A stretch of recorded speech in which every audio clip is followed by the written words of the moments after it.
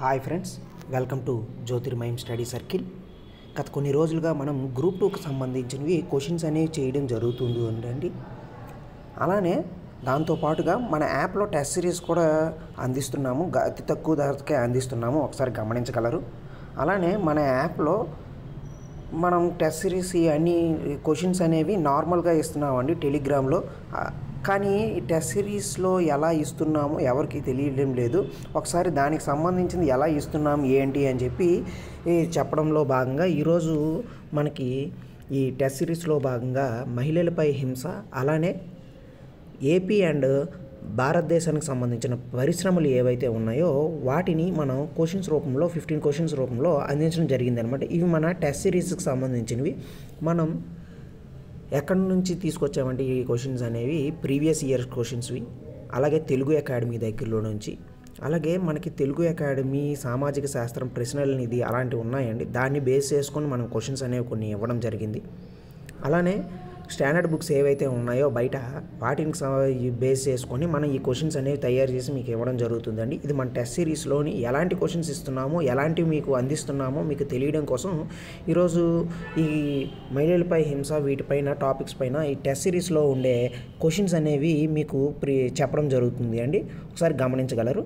ఓకేనండి, ఒకసారి చూద్దాం ఏంటి క్వశ్చన్స్ ఏంటి అని చెప్పి. మహిళలపై హింస, అలానే ఈ భారతదేశం ఏపీ పరిశ్రమలకు సంబంధించింది ఈరోజు టాపిక్ కాబట్టి దాంట్లో ఉండే క్వశ్చన్స్ కొన్ని చూద్దామండి.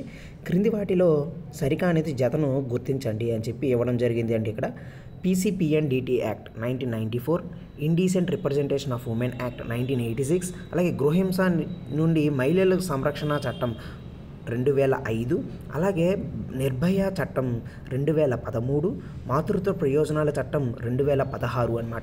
ఇవి వీటికి సంబంధించినవండి. అయితే వీటిలో ఏది సరికాని జతను గుర్తించండి అన్నారండి. మనకి PCPNDT యాక్ట్ అనేది pre concept and pre natal diagnostic technique అని చెప్పి యాక్ట్ అని చెప్పి ఒకటి ఉంది అండి. దేనికి సంబంధించిందంటే ముందస్తుగానే గర్భ నిర్ధారణ చేస్తారు, గర్భంలో లింగ నిర్ధారణ చేస్తారు. గర్భ నిర్ధారణ కాదు, గర్భంలో లింగ నిర్ధారణ చేస్తారు అనమాట. యాక్చువల్లీ PCPNDT అనేది ఒక టెక్నిక్ అనమాట. దేనికి సంబంధించిందంటే శిశువు యొక్క తల్లి అలాగే శిశువు ఆరోగ్యం ఎలా ఉంది, వాళ్ళని ఎలా సంరక్షించాలి అని ఉద్దేశంతో తీసుకొచ్చినది ఈ PCPNDT. కానీ దీన్ని దుర్వినియోగం చేసి లింగ నిర్ధారణ చేయడం ద్వారా స్త్రీల పురుషుల అనేది ముందుగానే బాలుడా బాలిక అనేది ముందుగానే తెలియడం ద్వారా బాలికలు అయితే భ్రూణ హత్యలకు పాల్పడుతున్నారు, శిశు హత్యలకు పాల్పడడం జరుగుతుంది అనమాట. అబార్షన్స్ అని ఈ అని అవని అలాంటి వాటిని అరికట్టడం కోసం ఈ PCPNDT యాక్ట్ అనేది 1994లో తీసుకురావడం జరిగింది. ఇది జనవరి 1, 1996 నుండి అమల్లోకి రావడం జరిగింది అనమాట. ఈ PCPNDT యాక్ట్ అనమాట.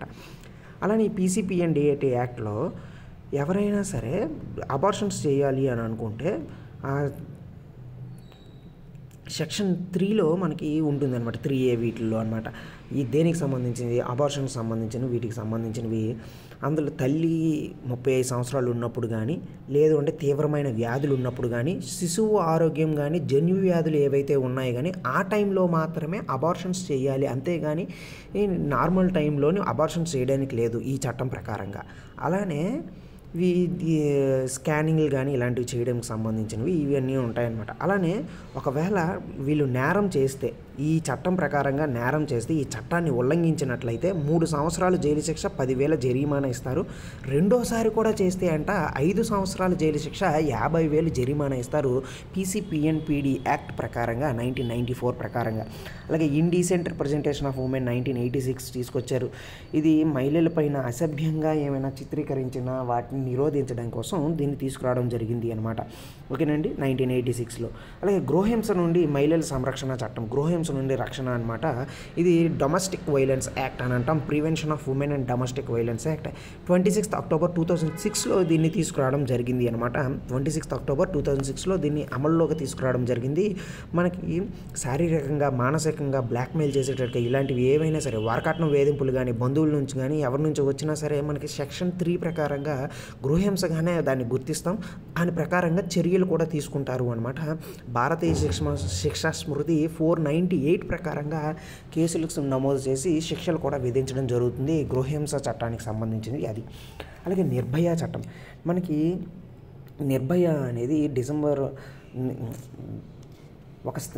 నిర్భయ అనే అమ్మాయిని ఢిల్లీలో అత్యాచారం చేసి క్రూరంగా హింసించి ఆవిడ లైంగిక వేధింపులు గురి చేయడంతో పాటుగా హత్య కూడా చేస్తారనమాట. ఒక రకంగా హత్యకి మా ప్రాణాలతో పోరాడి మరణిస్తుంది అనమాట ఆవిడ. ఎవరు? నిర్భయ గారు. ఆవిడ 16 డిసెంబర్ 2012లో ఈ ఘటన అనేది జరుగుతుంది అనమాట. ఎప్పుడండి? 16 డిసెంబర్ 2012లో జరుగుతుంది. ఏదండి? నిర్భయ అనమాట. నిర్భయకు సంబంధించింది. అయితే దాన్ని బేస్ చేసుకొని మనకి జస్టిస్ వర్మ కమిటీని ఏర్పాటు చేయడం జరిగింది. 3 సభ్యుల కమిటీ అది. లీలా సేత్ అండ్ గోపాల సుబ్రహ్మణ్యం కలిసి ఉంటారు. 3 సభ్యుల కమిటీ అది. గుర్తుపెట్టుకోండి. డిసెంబర్ 23, 2012న ఈ కమిటీని అనేది వేయడం జరిగింది. జనవరి 23, 2013న నివేదికను అనేది అందించడం జరిగింది అనమాట జస్టిస్ వర్మ కమిటీ. ఏం చెప్పింది అని అంటే ఇది ఏర్పాటు చేయాలి, నిర్భయ నిధిని ఏర్పాటు చేయాలి, చట్టం కూడా తీసుకురావాలి అని చెప్పడం జరిగింది. నేర న్యాయ చట్టం 2013 ఏదైతే ఉందో దాన్ని సవరించి నిర్భయ చట్టంగా మార్పులు చేయడం జరిగింది. ఆ నిర్భయ చట్టానికి సంబంధించింది అనమాట. అలాగే నిర్భయ నిధిని కూడా ఏర్పాటు చేశారు జస్టిస్ వర్మ కమిటీ బేస్ చేసుకొని. 1000 కోట్లతో నిర్భయ నిధిని ఏర్పాటు చేయడం జరిగింది. 2013లో దీన్ని తీసుకురావడం కూడా జరిగింది అనమాట. అలాగే నిర్భయ నిధి అనేది ఉమెన్ అండ్ చైల్డ్ వెల్ఫేర్కి సంబంధించిన వాటిల్లో ఏవైతే ఉన్నాయో వాళ్ళ మినిస్ట్రీ వీటి అండర్లో పనిచేస్తుంది అనమాట.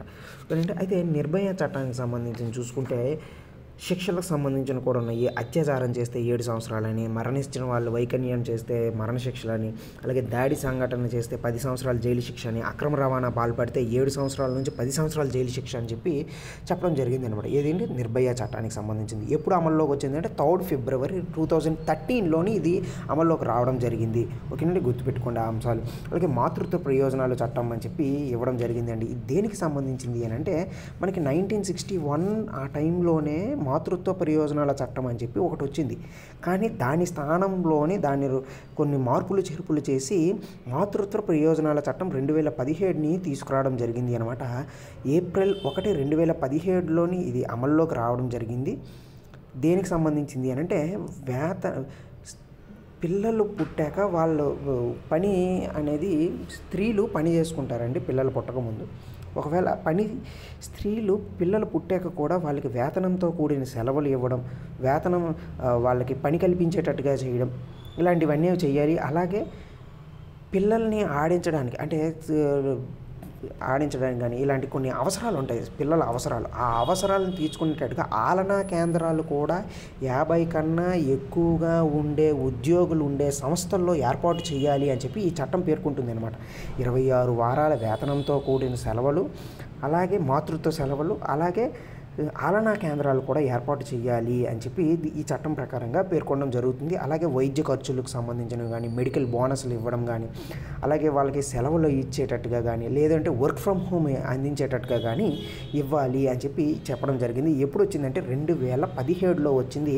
ఏప్రిల్ 1, 2017లో ఇది జరగడం అమల్లోకి రావడం జరిగింది అనమాట. గుర్తుపెట్టుకోండి.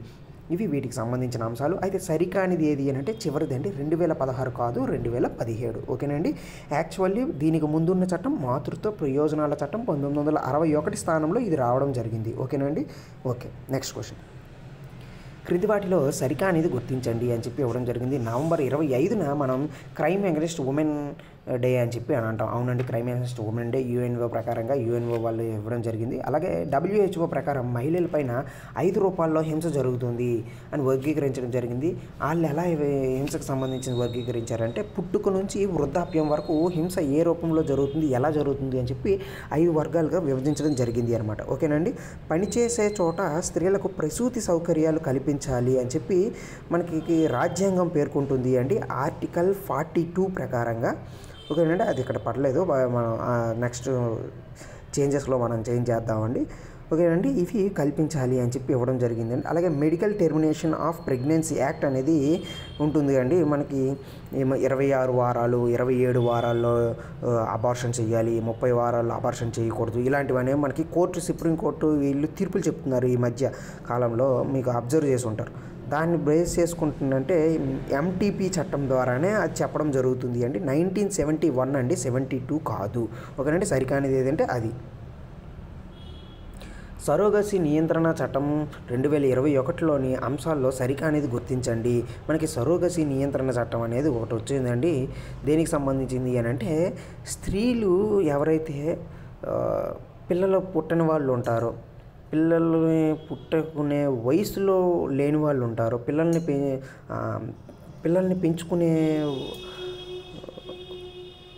పెంచుకోవడానికి వాళ్ళ పిల్లలు అయి ఉండాలి అని చెప్పి వాళ్ళ సంబంధికుల్లాగా వేరే వాళ్ళ గర్భంలోని వాళ్ళ సంబంధించినవి వేరే వాళ్ళ గర్భంలో అండాన్ని ఇవి చేసి పిల్లల్ని కనిపించడం అనమాట. ఇది సరోగసీ అని చెప్పి అని అంటాం. అలాంటిది వ్యాపారంగా చేస్తున్నారనమాట. అది సరోగసీ నియంత్రణ చట్టం అని చెప్పి 2021లో ఆ వ్యాపారానికి సంబంధించిన సరోగసీని నియంత్రించడం జరుగుతుంది అనమాట. అలానే ఈ సరోగట్ ఎవరైతే ఉన్నారో దగ్గర బంధువై ఉండాలి. అలాగే 25 నుంచి 35 సంవత్సరాలు ఉండాలి ఈ సరోగట్ మదర్కి. అవునండి, కరెక్టే. అలాగే సెక్షన్ 38 ప్రకారంగా వీళ్ళు జైలు శిక్ష కూడా విధిస్తారు. 10 సంవత్సరాలు జైలు శిక్ష 10 సంవత్సరాలు, అలాగే 10 లక్షల జరిమానా కూడా విధించడం జరుగుతుంది. సరోగసీ ద్వారా జన్మించిన పిల్లలకు అన్ని హక్కులు ఉండవు కాదండి, సాధారణ పిల్లల వలె అన్ని హక్కులు కూడా ఉంటాయి సరోగసీ నియంత్రణ చట్టం 2021 ద్వారా వచ్చిన పిల్లలందరికీ కూడా. ఓకేనండి, ఇవి గుర్తుపెట్టుకోండి. ఇవి సరోగసీకి సంబంధించిన చట్టానికి సంబంధించినవి. అలాగే మనకి ఎన్సీఆర్బీ రిపోర్ట్ అనేది రావడం జరిగింది. దీంట్లో నుంచి మనకి క్వశ్చన్స్ వచ్చే అవకాశం ఉంటుందండి. ఏదో ఒక రూపంలో ఎలా అయినా అడగచ్చు. అందుకని చెప్పి కొన్ని టచ్ చేయడం జరిగింది అండి ఎన్సీఆర్బీకి సంబంధించినవి. అయితే ఎన్సీఆర్బీ 2022 ప్రకారంగా చూసుకుంటే మహిళల పైన ఓవరాల్గా నేరాల పరంగా చూసుకుంటే మనకి 4.5% అనేది తగ్గింది అనమాట. ఓవరాల్గా చూసుకుంటే అయితే మనకి మహిళల పైన దేశంలో కేసులు ఏవైతే ఉన్నాయో ఆ కేసులు అనేవి పెరిగాయండి. సుమారుగా 4% వరకు పెరిగాయి. సుమారుగా 2022 ఎన్సీఆర్బీ ప్రకారంగా 4,45,256 కేసులు అనేవి మహిళలకు సంబంధించినవి ఉన్నాయండి. అదే హింసకు సంబంధించినవి, వీటికి సంబంధించినవి. అలానే ఈ మహిళలకు సంబంధించిన కేసులు, హింసకు సంబంధించిన కేసులు ఏవైతే ఉన్నాయో భర్త బంధువుల దగ్గర నుంచే మనకి ప్రధానంగా మహిళల పైన హింస అనేది జరుగుతుంది. సుమారుగా 31.4% హింస అనేది దాంట్లో నుంచే వస్తుంది. తర్వాత కిడ్నాప్, తర్వాత లైంగిక దాడులు, అత్యాచారం కేసులు ఎక్కువగా నమోదవుతున్నాయి అన్నమాట. అలాగే మనకి మహిళల పైన క్రైమ్ రేట్ అనేది 66, అంటే ప్రతి 1,00,000 జనాభాకు 66 నేరాలు మహిళల పైన జరుగుతున్నాయి. 1,00,000 మంది పైన నేరాలు నమోదు సంబంధించినవి అయితే 66 నేరాలు అనేవి జరుగుతున్నాయి. అవి మహిళల పైన ఎక్కువ జరుగుతున్నాయి అన్నమాట. 66 అంటే సుమారుగా 65 నేరాలు అనేవి మనకి జరుగుతున్నాయి మహిళల పైన. అయితే ఇవే కాకుండా పోక్సో చట్టం ప్రకారంగా కేసులు సుమారుగా 39.7% కేసులు అనేవి నమోదయ్యాయి. చిన్నారుల పైన కూడా క్రైమ్ రేట్ అనేది 36.6కి పెరిగింది అన్నమాట. అలాగే మనకి వీటికి సంబంధించినవి అలాగే ఎస్సీ అట్రాసిటీ కేసులు కూడా మనకి పెరిగాయండి. వీళ్ళపైన సుమారుగా 57,572 కేసులు అనేవి మనకి కనిపిస్తాయి. ఎస్టీల్లో కూడా మనకి పెరిగాయండి. సుమారుగా 10,000 కేసులు అనేవి మనకి కనిపిస్తాయి. క్రైమ్ రేట్ కూడా పెరిగింది అండి, 9.6 అనమాట. 9.6 ఎస్టీల పైన. వీటికి సంబంధించినవండి. అయితే మనకి ఎక్కువగా మన దేశంలో ఎక్కువగా అత్యాచారాల కేసులు రాజస్థాన్లో నమోదయ్యాయి. తర్వాత ఉత్తరప్రదేశ్, తర్వాత మధ్యప్రదేశ్, తర్వాత మహారాష్ట్రలో అత్యధిక అత్యాచార కేసులు అనేవి మనకి నమోదయ్యాయండి, మనకి కనిపిస్తున్నాయి అన్నమాట. అలాగే మనకి ఎన్సీఆర్బీకి సంబంధించిన చూసుకుంటే యాసిడ్ దాడులు అనేవి జరిగాయండి. యాసిడ్ దాడులు ఎక్కువగా ఎక్కడ నమోదయ్యాయి అని అంటే వెస్ట్ బెంగాల్లో. కానీ మెట్రోపాలిటన్ నగరాల్లో ఎక్కువగా ఎక్కడ అని అంటే బెంగళూరులో మనకి ఎక్కువగా కనిపిస్తాయండి. నేనేమన్నాను, నార్మల్గా రాష్ట్రాల పరంగా అయితే బెంగాల్లో ఎక్కువగా ఏవి యాసిడ్ దాడులకు సంబంధించిన. అదే మెట్రోపాలిటన్ నగరాల్లో అయితే 19 మెట్రోపాలిటన్ నగరాల్లో నమోదైన కేసులకు సంబంధించిన వాటిల్లో అయితే బెంగళూరు ప్రథమ స్థానం, సుమారుగా 8 యాసిడ్ దాడుల కేసులు నమోదయ్యాయి. గుర్తుపెట్టుకోండి అవి. ఓకేనండి, ఇవి వీటికి సంబంధించిన అంశాలు. అయితే ఆంధ్రప్రదేశ్లో నేరాలు అనేవి బాగా తగ్గాయండి. ఓకేనండి, నేరాలు అనేవి బాగా తగ్గాయి ఎన్సీఆర్బీ రిపోర్ట్ ప్రకారంగా. ఓకేనండి, అవి గుర్తుపెట్టుకోండి. ఇవి వీటికి సంబంధించిన అంశాలు. అవి అలానే యాసిడ్ దాడులు కూడా ఈ 2021లో 7 ఉంటే ఆంధ్రప్రదేశ్లో 2022కి 4కి తగ్గాయి. చాలా వరకు వీటికి సంబంధించినవన్నీ తగ్గడం జరిగింది. ఇవి కొన్ని అంశాలనే మీకు అందించడం జరిగింది అండి. ఒకసారి గమనించగలరు. అలాగే ఇక్కడ ఏ అంశాలు ఇచ్చాడో ఒకసారి చూద్దామండి. ఎన్సీఆర్బీ నివేదిక ప్రకారంగా సరికాని అంశాన్ని గుర్తించండి. మహిళలపై కేసులు 2021 కన్నా 2022 సంవత్సరంలో 4% పెరిగాయి. అవునండి, 4% పెరిగాయి. ఎన్ని కేసులు అని అంటే సుమారుగా 4 లక్షల మనకి 45,256. ఓకేనండి, నెక్స్ట్ మహిళలు అయిన అత్యధికంగా బంధువులు, దగ్గర బంధువులు హింస నుండి గురవుతున్నారు. అవునండి, అది కరెక్టే. పోక్సో చట్టం కింద 39.7% కేసులు నమోదయ్యాయి. అవునండి, అది కరెక్టే. జువైనల్ కేసులు ఏవైతే ఉన్నాయో 2% తగ్గాయి. అలాగే ఈ జువైనల్ కేసులు ఏవైతే ఉన్నాయో వీటిలో బాలలు ఎక్కువగా వాటికి సంబంధించిన ఉన్నారు కదండి. సో 16 నుంచి 18 సంవత్సరాల మధ్యన ఉండే పిల్లలు ఎవరైతే ఉన్నారో, బాలలు ఎవరైతే ఉన్నారో వాళ్ళు ఎక్కువగా నేరాలు చేయడం జరుగుతుంది అండి. సుమారుగా జువైనల్ కేసులకు సంబంధించిన నేరాల్లో చూసుకుంటే సుమారుగా 16 నుంచి 18 సంవత్సరాలలోపు ఉండే వాళ్ళు ఎవరైతే ఉన్నారో 80% నేరాలు వాళ్ళే చేయడం జరుగుతుంది అనమాట. జువైనల్ కేసుల్లో, జువైనల్ నేరాలకు సంబంధించిన వాటిల్లో గుర్తుపెట్టుకోండి ఆ పాయింట్. ఓకేనండి, నెక్స్ట్ దేశవ్యాప్తంగా మహిళల పైన కేసులు 4,28,278 అన్నారండి. ఇది 2021లో ఉండే కేసులకు సంబంధించిందండి. 22లో కాదు. ఎన్సీఆర్బీ రిపోర్ట్ 21కి సంబంధించింది. ఇది 22 కాదు. అందుకు లాస్ట్ ఆప్షన్ అనేది రాంగ్. మిగతావన్నీ రైటే అండి. నెక్స్ట్ క్వశ్చన్ సంబంధించి క్రింది వాటిలో సరికా అనేది గుర్తించండి. ఏంటి అండి సరికా అనేది గుర్తించండి అన్నారు. రేప్ కేసులు ఎక్కడండి? రాజస్థాన్లో. వరకట్న హత్య కేసులు ఎక్కడ ఉంటే ఉత్తరప్రదేశ్లో. మహిళలపై యాసిడ్ దాడులు పశ్చిమ బెంగాల్లో. మహిళలపై అత్యధిక నేరాలు హర్యానాలో. తర్వాత అత్యల్పంగా నేరాల రేటు ఎక్కడ అంటే నాగాల్యాండ్లో. అలానే చిన్నారుల పైన క్రైమ్ రేట్ ఎంత ఉంది అని అంటే 33.6 అండి. అది 2021 ప్రకారంగా. ఇప్పుడైతే 36 ఉంది అండి. ఎంతండి?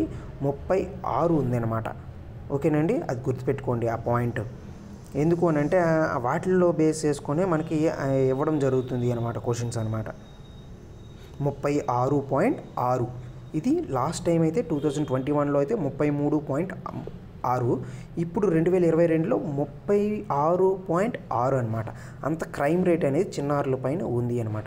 ఇది వీటికి సంబంధించిందండి. క్రింది వాటిలో సరికానిది కాబట్టి అది సరికానిది. ఓకేనండి, నెక్స్ట్ క్వశ్చన్.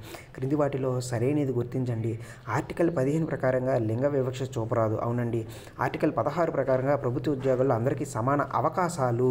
ఓకేనండి, అది పడలేదండి. ఒకసారి మనం ఇచ్చేద్దాం. సమాన అవకాశాలు అందించాలి. అలాగే ఆర్టికల్ 23 జోగిని, వెట్టి చాకరీ, అక్రమ రవాణాను నిషేధించడం. అవునండి.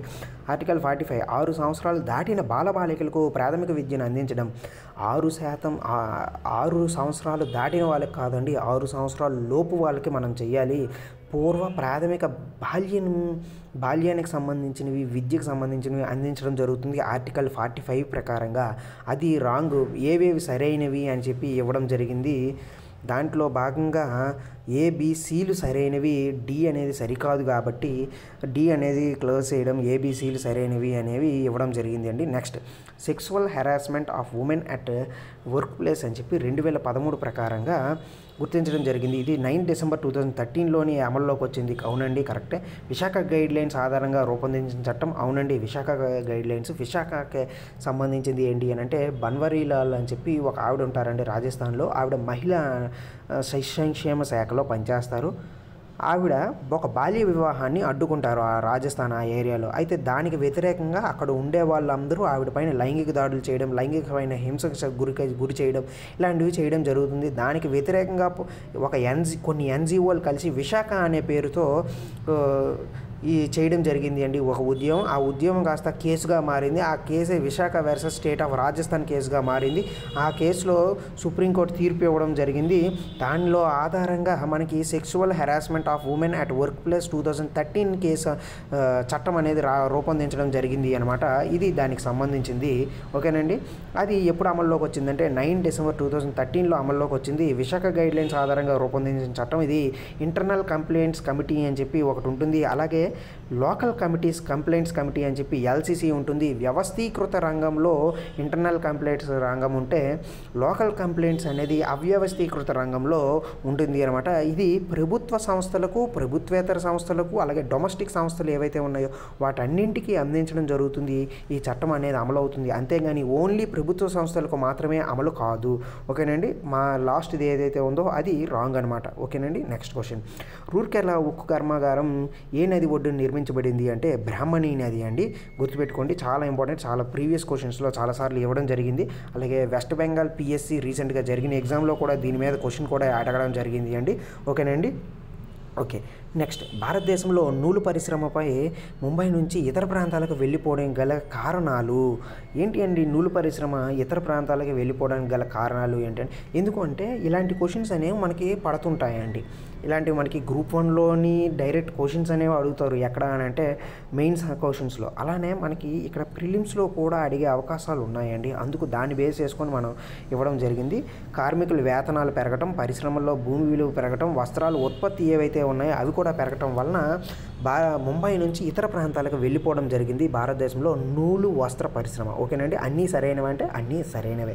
ఓకేనండి. నెక్స్ట్, హెచ్బీజే అని చెప్పి ఒక పైప్ లైన్ ఉంటుంది అండి. ఏ రాష్ట్రాల గుండా వెళ్తుంది అని అంటే ఉత్తరప్రదేశ్, అస్సాం, గుజరాత్, మధ్యప్రదేశ్, ఉత్తరప్రదేశ్, గుజరాత్, మధ్యప్రదేశ్, ఉత్తరాఖండ్, ఉత్తరప్రదేశ్, బీహార్, అస్సాం అని చెప్పి ఉంటాయండి. వీటిలో మధ్యప్రదేశ్, ఉత్తరప్రదేశ్, గుజరాత్ మధ్యలో ఈ పైప్ లైన్ అనేది వెళ్తుంది. హెచ్బీజే పైప్ లైన్ అనమాట. ఓకేనండి. హెచ్బీజే అనేది ఆ ఉండే ప్రాంతాల పేర్లు బట్టి ఇవ్వడం జరిగింది అండి హెచ్బీజే.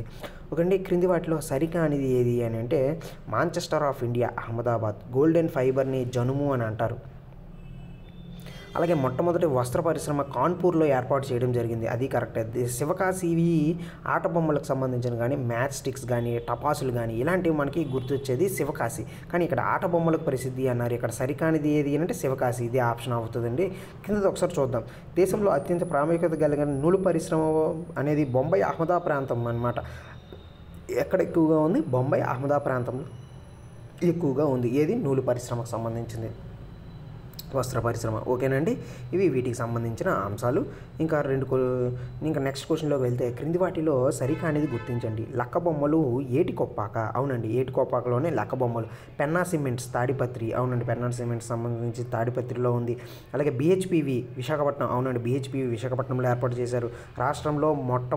ఆంధ్రప్రదేశ్ రాష్ట్రంలో మొట్టమొదటి నూలు పరిశ్రమ పందెల్లపాక. ఓకేనండి, పందెల్లపాక గుర్తుపెట్టుకోండి. అలాగే అంతరిక్ష వాహనాలకు మనకి వినియోగించే ఇంధనం ఏదైతే ఉందో అది ఉత్పత్తి చేసే దక్కన్ షుగర్స్ అని ఇచ్చారండి. అది రాంగ్ అండి.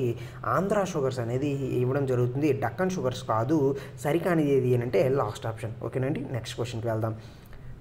క్రింది వాటిలో సరైనది గుర్తించండి.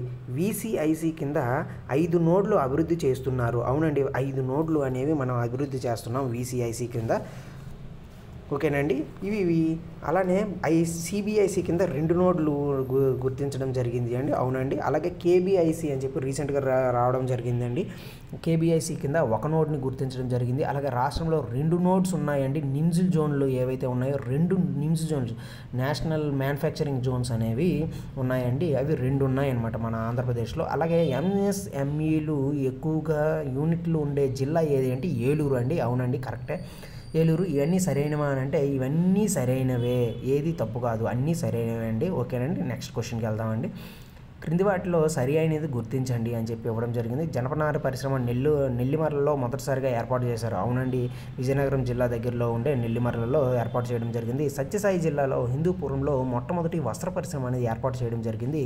అవునండి, వస్త్ర పరిశ్రమ అనేది సత్యసాయి జిల్లాలో హిందూపురంలో మొట్టమొదటి ఏర్పాటు చేయడం జరిగింది. ఏది అంటే పట్టు వస్త్ర పరిశ్రమ. ఓకేనండి, గుర్తుపెట్టండి, పట్టు. అలాగే కాగిత పరిశ్రమ ఏదైతే ఉందో రాజమండ్రిలో ఏర్పాటు చేయడం జరిగింది. మొట్టమొదటిది రాజమండ్రి అండి.